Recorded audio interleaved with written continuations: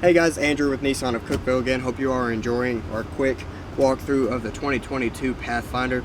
Wanted to give you just a little quick tutorial video on how to take out the center console. As nice as it is to have, every now and then you're going to need to take it out so people have easy access to the third row. So I was going to give you a quick walkthrough on how to do that.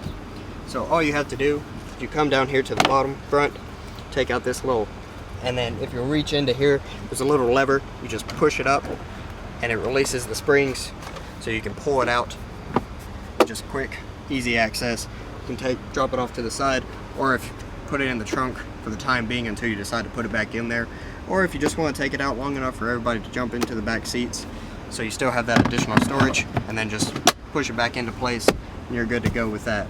So that's just a quick, easy tutorial on how to take out the center console with the captain's chairs. Like we always say, please like and subscribe, and if y'all have anything in particular that you'd like to see a quick tutorial or a full walkthrough, whether it be a trim level of a vehicle or just how to use this or how to use that, make sure to leave a comment down below so we know what next video you'd like us to put together for you.